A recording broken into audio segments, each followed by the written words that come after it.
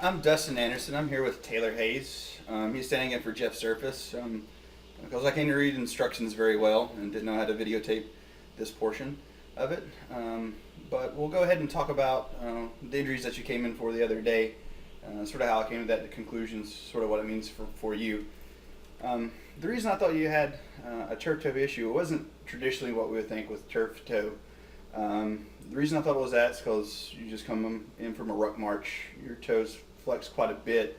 I felt like that tendon was aggravated, but I also thought you had some plantar fasciitis too on the bottom of your foot. And both those structures are run along the same lines with everything. I know you weren't exactly point tendered around the toe or anything else, but you did have limited range of motion and it did hurt when I pulled your toe back a little bit. So what it means for you, one, plantar fasciitis is just an overuse injury. So it's probably not going to go away while you're here. So it's going to be important when we come to the home exercise program that you do it on a daily basis. With the turf toe, we just got to let it calm down a little bit. I know you got to keep continuing to train, but we talked about taping and everything else. Right. And what would some training? Yeah. So what we'll do is, like instead, I told you, like when you pull your toe back, we're just going to tape it where it limits that range of motion, so you're not exaggerating that tendon or anything else and causing some aggravation in there. Mm-hmm. What questions do you have for me? So I hear turf toe a lot when it comes to football games or anything I'm seeing on TV. Mm-hmm. Why is it called turf toe when my foot is where a lot of the radiating pain is? Just like I said, because those structures come down there, it could be just some diffuse pain coming back from there with everything, because the muscles come around the back of your leg, come up and attach actually to your toe.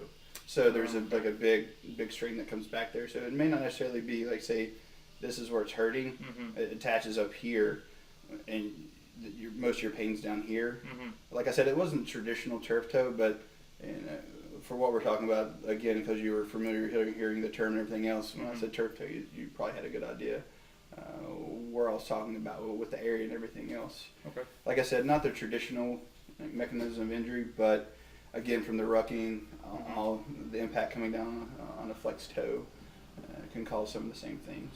So will this slow my rucking down when I'm further into training, or if I want to go to any type of schools or anything like that where there's going to be a lot of rucking involved? Hopefully it won't slow you down too much. There might be some knock-in time, but if you're doing the ruck and it is painful, as long as it doesn't get too painful or debilitating, you just come in and talk to me and let me know how it is. Again, we'll do the home exercise program, see how that goes, see if there's any progression. If there's no progression, it's getting worse, and your time's suffering from it, either from the turf toe or the plantar fasciitis, we may have to refer you out to physical therapy just to see if you do need time to recover, so you don't lose points or you lose spots in the class for that one. But it's sort of a play it by ear type thing with that one. Again, just follow the home exercise program that I'll give you at the end of this, and we'll see how it goes with that. With the plantar fasciitis, you're probably going to see a little bit more pain in the morning because everything's nice and tight with everything. So you're going to give yourself maybe 10 to 15 minutes to come up when you get up to do some of the exercises that I'll give you with everything. Let's say if I would go to a school like Airborne where they're going to do a lot of running, will this be affecting my run times or my speed in running and not just rucking? It could. I'm not going to lie to you, it could.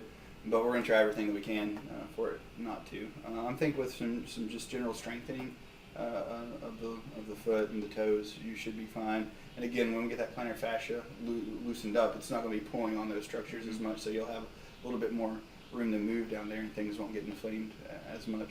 Okay. I know this is going to have a hard question to answer, but can you give me any rough idea how long it's going to take to where my symptoms are kind of going down? In an ideal time, probably 4 to 6 weeks. That's if you're in an athletic training setting, we could really modify what you're doing, but you're really not in that setting. What I want to do is give you a home exercise strategy to help mitigate some of those signs and symptoms. What I'm looking for personally is for it not to get worse. If it gets better, that's great, but I'm just looking for it not to get worse. Right, because I cannot be missing the rest of my training. Nope, you can't. So you've got those mandatory events that you gotta get to, and again, that's where doing the home exercise program, come talking to me after PT is like, yeah, it's feeling good, it's not feeling good. Even tell me what exercises are working or not working so we can change those out. Okay. My goal is to get you to the school. Usually you'll have about 2 to 3 weeks after you're done with it. Hopefully in that time we can really hit recovery pretty hard to get you ready for Airborne School, Ranger School, wherever you're going to. But my goal is to keep you training and for it not to get any worse. Okay. Any other questions? Not that I can think right now. I really appreciate all that you're giving me Mhm. help with. All right. Well, thank you.